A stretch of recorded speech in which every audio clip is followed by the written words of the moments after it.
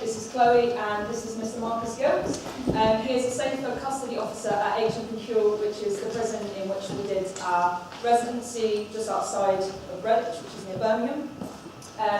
The way this is going to work is we're going to talk you through our process, our work, our findings and our personal reflections. And then we're going to have some questions for Marcus that we've constructed that we feel you need to know the answers to. And then you're going to have the opportunity to ask us some questions and him, and we're just going to have a little bit of a discussion about what we've done. But also, we'll be on the panel later again, so if you have burning questions for Marcus, please ask him those during that time. So our residency was called At the Gate. It was an applied theatre residency at Barra+Chloe, Greenwich, which is what I've said, and it took place from January to March of this year. Our thesis, John? Helping a series of applied theatre workshops help inmates obtain confidence in performing and an aspiration for reform. Also, this board of our work is various things in it: plans of our workshops, consent forms, some photos, some work that's inspired us, and these are all the A3 things we did within the workshop. They explain, and there's images of them in a brochure. There's also more information on the side of the brochure due to time. So just before we start, what started this project was Nicole and I taking part in the theatre in the community module in our second year. It was led by Sulkiwish. Within this module, Nicole and I went to Barra+Chloe. We performed a devised piece of theatre with a group. There were 5 of us all together, to a group of inmates. There were about 15 inmates, and then we had a 2.5-hour workshop with them. And that sparked within us a desire to do more of this kind of work, because we felt like the workshop was very short and very temporary, and we wanted to do a series of workshops to see if we could actually try and help them in some way, rather than it just being for a module. We wanted to actually have them get something out of it that was key to us. So just an overview, we wrote this little passage, it's in your brochures, but I think this is key to, as Chloe was saying, why we decided to embark on this process. So our research project has grown from communal appetite for social change. As Chloe said, we both partook in the community module. We see it as imperative that theatre is used throughout communities due to its capabilities to promote reflection, combat preconceptions, and probe at an aspiration for reform. That last one there is very specific and integral to us. That's what we wanted, that was our thesis. We went in there, obviously, not trained therapists, not trained drama therapists, anything of that sort. In fact, had very little applied theatre experience at the time. But our main point, our main aim, I guess, was to achieve that aspiration for reform amongst those men. So our project took the form of a 6 weeks residency at a Category B local male prison.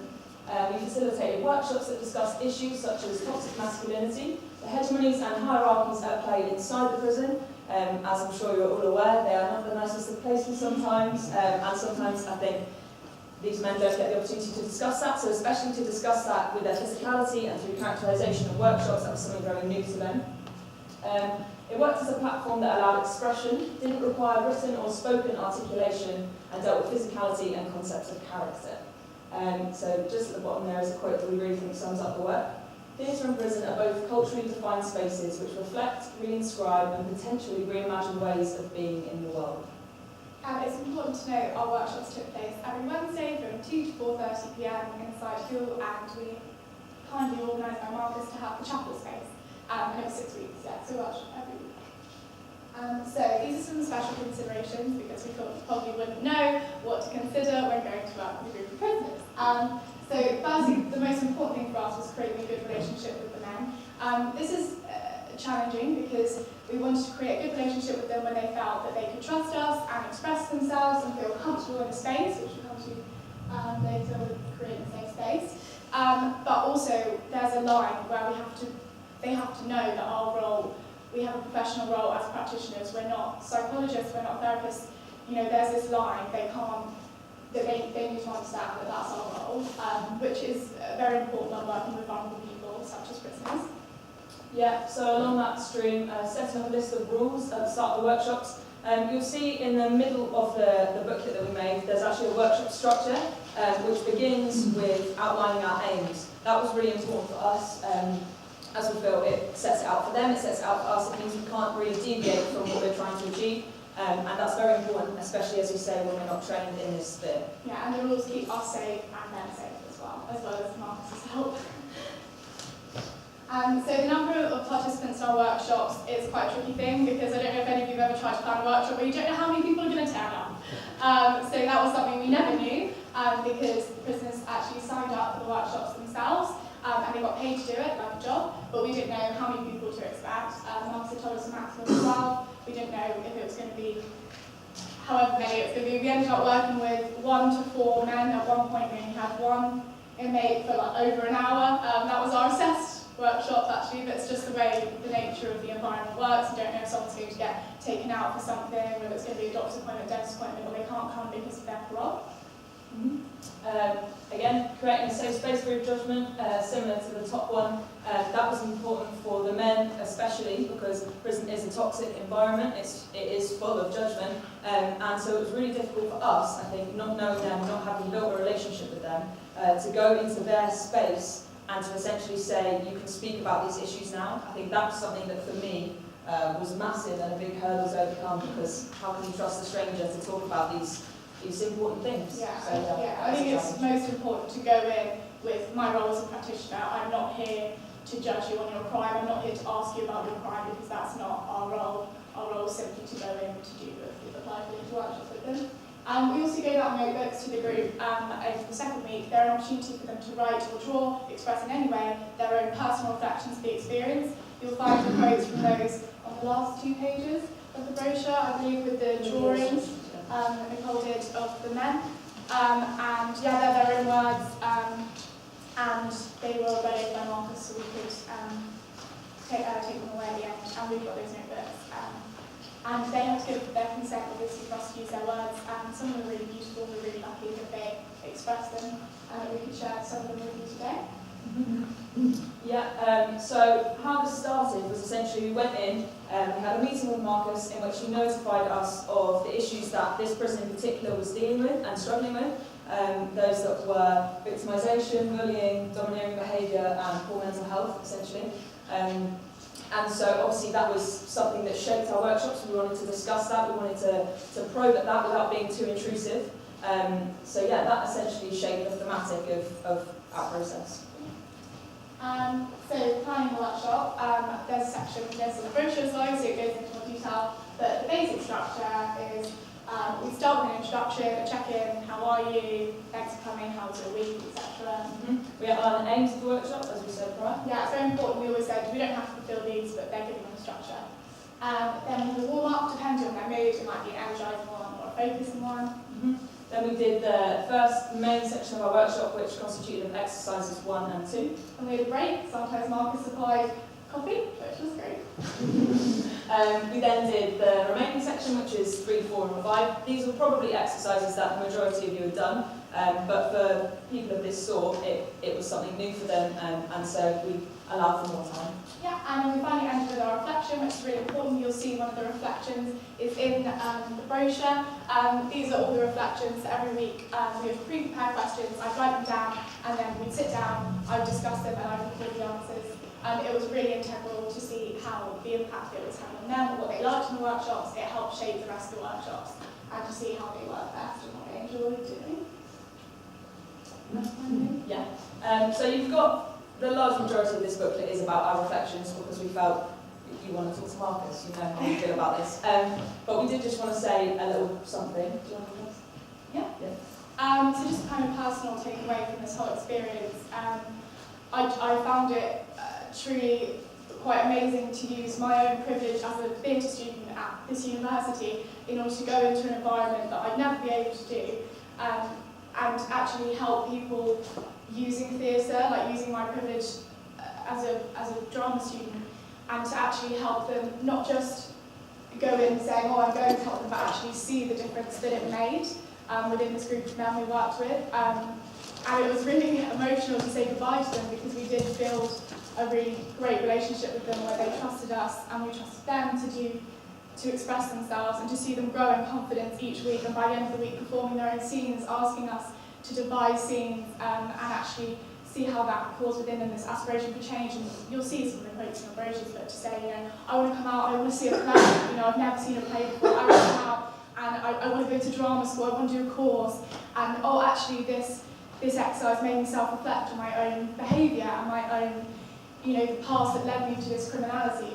I can't even tell you because you have to see it, but it's the most beautiful and rewarding thing I've ever done with theatre, and I think it should be done in every prison because it would have an incredible impact. Yeah, how about one of that? Yeah, so I knew you were going to do that. So I just wrote a sentence of someone who is a theatre critic who deals with applied theatre called Recur, says that applied theatre is a pedagogy of utopia, a place where you can examine what is in order to see what might be. And for me, that's exactly what this was. I think it wasn't about going in there and achieving social change. I think that may have been what we intended at the start, but I think it was more about realisation for us, realisation for them, seeing where you are and seeing the paths that you can take to move forward from that point. So yeah, we didn't try to address those issues, more evoke aspiration, as you said.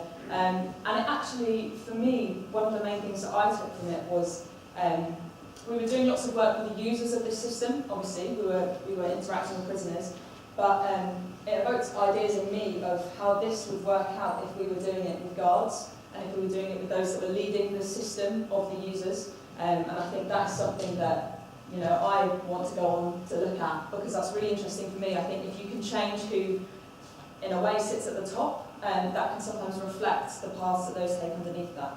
And as Chloe said, like, it was definitely the highlight of being here at Warwick. Yeah. It was amazing. We were so welcome. Thank you very much. All thanks to Marcus, to be honest, for letting us do it. And so, yeah, definitely. And I would say, if any of you get the opportunity to do it in the future, do it without doubt. Even if you're just going to watch a performance in prison, because we watched one, it's organised in Stafford, and it was truly incredible to see a group of men aged from 20 to 80 doing dancing and things with sticks and working together as team spirit was beautiful. I should say, taking part in this project inspired both Nicole and I to pursue careers, if anyone employs me, to work in theatre musicals, specifically applied theatre in prison. Nicole is, fingers crossed, doing stuff in the future. Yeah. So we just wanted to end with a quote from yourselves from one of the guys we worked with. He came to every single workshop and we actually had to work. He's the one we worked with on one-on-one at one point because... And he's actually the one in the first page of drawing in your booklet that says, when I come out of here, I'm going to go to drama school. And he, I believe, is genuinely going to do that. So, yeah, we hope so. Yeah, so now we're going to move on. We've got some questions for Marcus.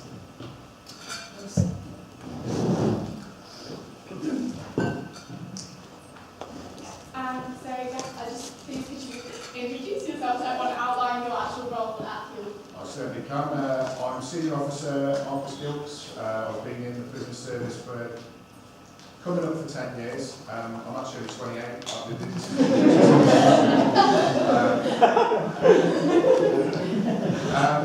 I started off as what we call an OSG, an Operational Support Grade at Long Lartin. I did 5 years there, and then through promotion moved to York, where I was there 15 months and got promoted again.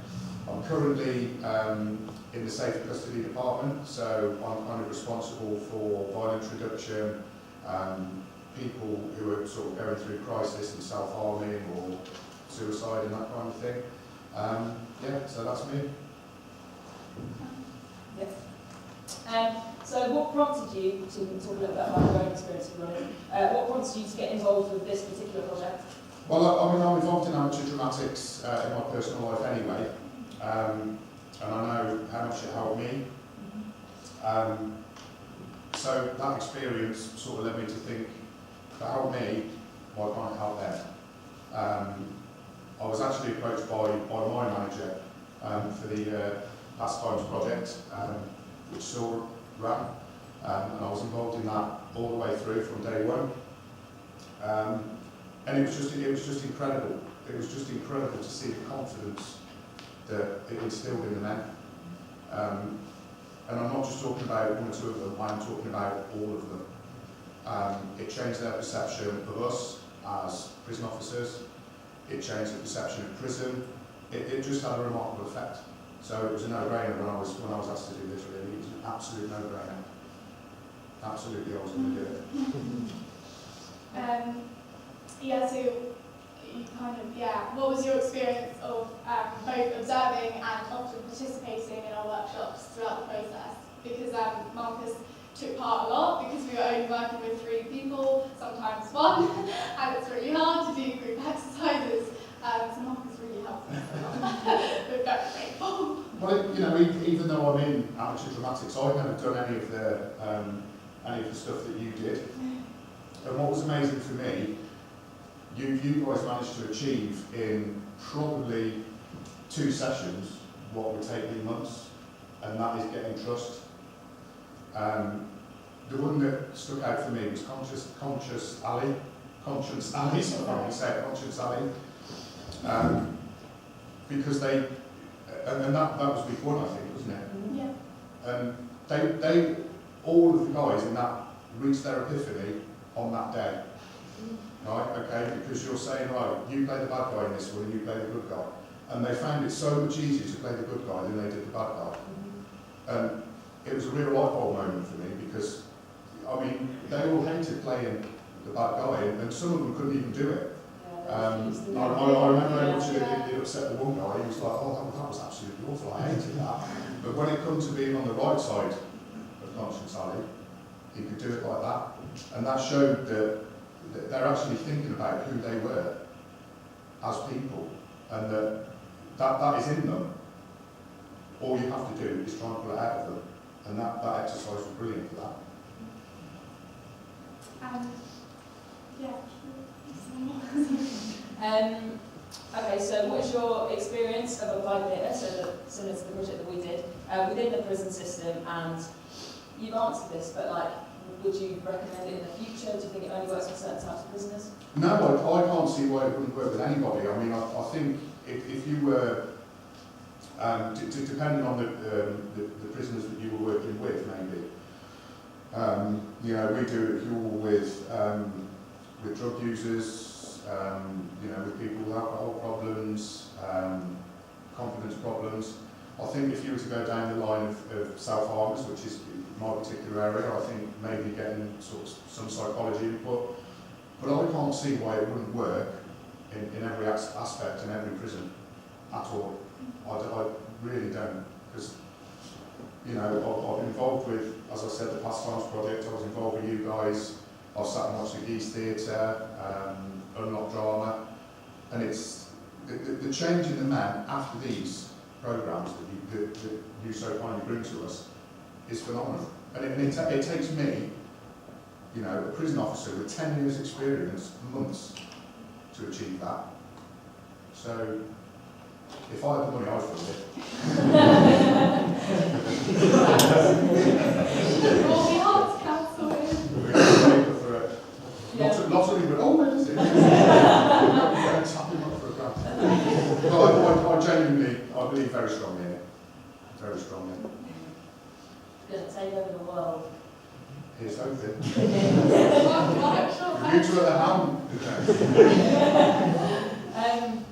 Okay, so yeah, if anyone has any questions at all. Yeah? I was wondering, did you find that there was something significant about it being 2 women coming into the space working with this group of men? Would you say that made a difference to, because I know that when you were telling me about it, how you even looked at kind of the tones of your voice and experimenting with that, and I was just wondering if that made a difference, of it being 2 women coming into the space, or if it was... What a great question to ever start with, thank you. Had I not seen Saul do exactly the same, Right. then I would say yes, it probably did, or probably would, but Saul managed to achieve it as well. Yeah. So I've got to say no. I think it's what is being presented Right. that is important. Yeah. Which again, it's really nice to see. So They're also really used to in male prisons having female guards as a maternal figure as well. Right. So that's sort of the respect there we were talking about earlier, weren't we? Is something that is treasured. So I think we're quite lucky with that. Okay, so anyone in uniform, male or female, is either of those. yeah. So, Anything else? I'm interested in why more men weren't participating. Is it because they see theatre as a bit naff, or is there a kind of masculinity issue around it? I originally had 12 names. By the time the girls came in, unfortunately, 3 of them have been released, 4 of them were in parole periods. It's just one of those things that, you know, the prison regime has to be adhered to. We can't pull them out of doctors' appointments or dentist appointments to unfortunately, to come to something like this, even though, in my opinion, it would be beneficial. So we just got unlucky with the names. So it wasn't the men pulling out, it was actually No. certain, okay, No, it wasn't the really men pulling out. Some, actually, 3 of them got transferred as well, didn't they? So yeah, we just got unlucky, unfortunately.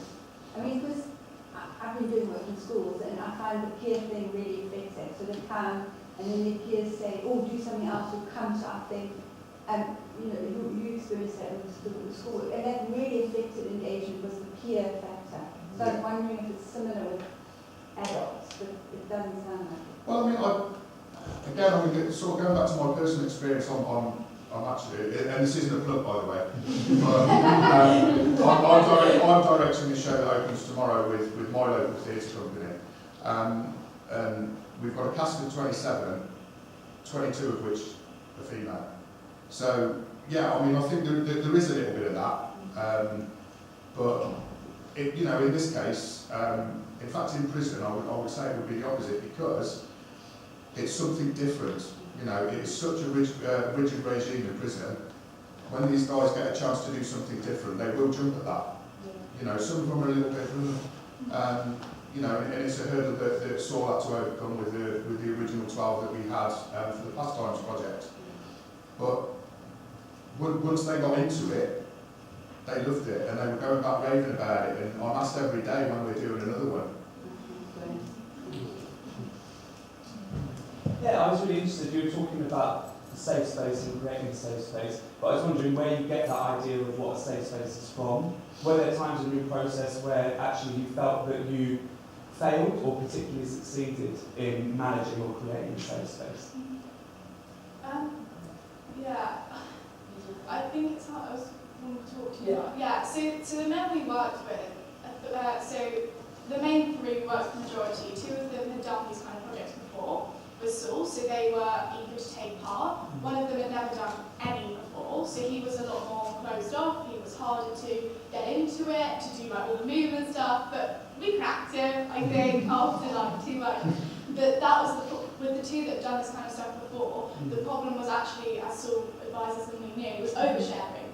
Because they're sitting in a cell really reflecting on their lives. They're actually someone who's listening to them. No one else really, apart from some really kind guards like you and stuff, want to listen to what they have to say. So when we actually give them an opportunity, they wanted to say so much, and it's drawing that line of like, no, this is too personal, we can't discuss this with you, I don't feel safe enough to do that. So it was very much breaking up reflective sessions, breaking up discussion sessions with breaks where we just have coffee and just chat about the day, or do an exercise. Come on everyone, let's get up, let's do the clip game, let's do something physical.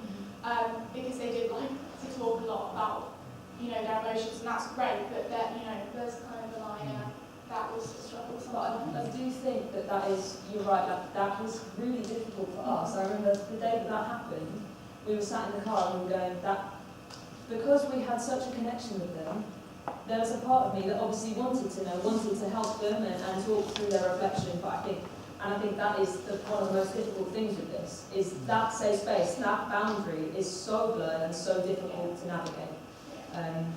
You get the questions like, what's your Facebook, or what's your phone, you know, and you have to just, you know, no, we're here, we're doing this applied theatre, and then we have to go. And that's really hard, because you feel like you've helped them and then you have to leave, and what's going to happen to them then, but that's just one of the challenges. I think, of doing this kind of work. It's hard. Any other questions? Yeah, There you go. Okay. Is it a question for Marcus or Miss Nicole? Did you, when doing the workshops with the blokes, does it get you to sort of get to know them on a different level, or do you think that sort of creating that relationship was sort of like, I'm in this with you and I'm doing this with you and pushing myself in that way? Do you think that's important, or is it just a case of sort of finding the same level of trust that you do in a different way? I mean, it's certainly important. I mean, I work with one of the guys is one of my insiders anyway, so I work with him quite closely. Another one I sort of managed through a crisis period anyway. The two I didn't know, I mean, one of the things on there is, you know, the differences about being in prison, and they say, oh, we're always called by, have a last name. I'm not one of those officers. If I know their first name, I will use their first name. So yeah, I mean, I have the trust of two anyway. And so really, I was with you guys with that. You know, the two that I didn't know, we kind of had to break that barrier down. And one of them, it was his first time in prison anyway, so he hadn't sort of grown the distrust of the uniform that a lot of the men have. So he was a little bit easier. I found it easier in your sessions, to be honest, than I did with when I did the pastimes with Saul, because a lot of the men in that already knew me. Some of them, you know, we had problems, shall we say. It happens, believe it or not. But by the end of it, you know, I got to know them. I was calling them all by their first name, and for the period of the pastimes project, I allowed them to call me by my first name as well. I said, right, let's forget I'm an officer for this. I'm one of you now. So we, you know, I actually sat there with them, and I literally walked hand in hand through the whole process. And I'm quite willing to do that. I'm quite willing to do that because I didn't join the job to lock doors. I joined the job to help people, and I don't think you can help people if you haven't got that trust. So, yeah. Just a quick question following on from this issue of the uniform. You talked about how the barrier was breaking down very quickly, and when Bobby and I went, if you just been able to take a snapshot, we could equally have been for prisoners as well because of the kind of commonality of dress in one. And I just wondered on your reflections in the light of there was a news item about someone suggesting that governors also wear a uniform instead of being in plain clothes or in the suit now, and the whole function and role of uniform in facilitating the prison. I personally think the uniform is not fit for purpose currently. Prisons are, much like society, I'm ashamed to say, becoming increasingly violent. Wearing a white shirt and a tie, it does nothing. And the sort of, the authority that it's really difficult. When I worked at Longbarton, we had an idea of changing the uniform for the segregation officers. So rather than wearing the white shirt and the tie, we put them in pale blue polo shirts, and it had an instant effect. Instantly, everybody in segregation stopped swearing at them, stopped throwing food at them, you know, stopped their dirty protests. If you want to know what that is, I'll tell you after. I'm sure you can guess. It had an instant effect. So the uniform, as I see it, is outdated. It needs changing anyway. I wouldn't agree with governors wearing uniforms, because we need to know that level as well. If that makes sense, you know, we all have a sort of a command structure. Yeah, so I wouldn't agree with governors wearing uniform at all. In fact, if anything, it would make it worse. Just kind of reading the booklet, two of the quotes that I kind of found really interesting was the whole, one of the guys talked about how he's gained respect amongst the other prisoners, and then the other one was we've done bad things but not bad people. I just find that kind of really interesting from an officer's point of view, because I guess there is that tendency to judge and like knowing the crimes. So in that sense, has your relationship changed with any other officers? You know, because you participate in workshops, and then you might go away and then they might talk badly about a particular prisoner, and you might say, well, no, you know, they've done bad things, but they're not bad people, sort of thing. Do you feel like it's changed since workshops, or since just being involved with I think drama in general? there are a lot of officers that are the opposite of me, really, who have joined the job just for the money. And it's unfortunate because you really need to sort of delve into these guys' past to kind of understand. So my perception, I mean, everybody has a clean slate with me. It doesn't matter what they've done, what their offence is, it's completely irrelevant. It's how they treat me.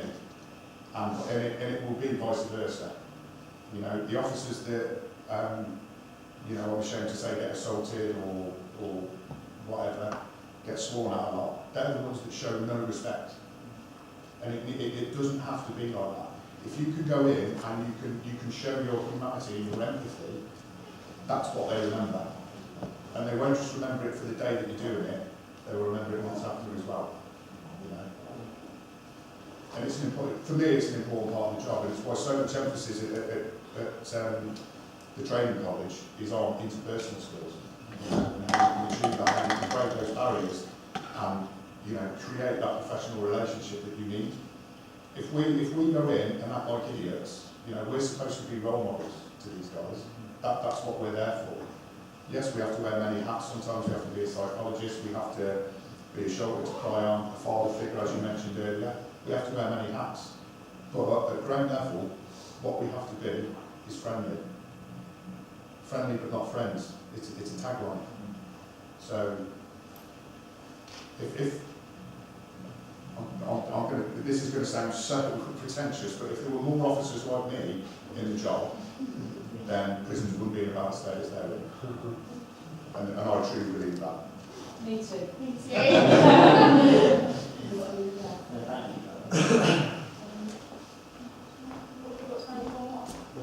So, how did you find the process of having to resolve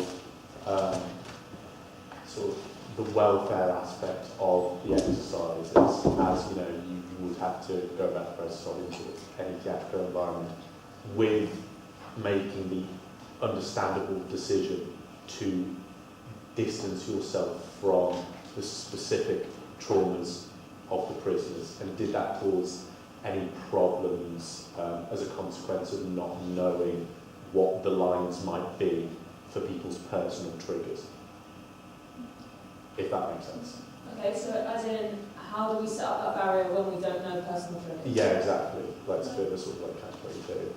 I feel like, so we have a rule, I don't know if it's in the motion, but we have a rule at the beginning of the workshops that we laid out, that's if you feel, like two things, if you feel violent, like if you feel in an information that you want to be violent, you want to do a violent action, you have to just step out of it and really understand that, and then we can talk about it afterwards.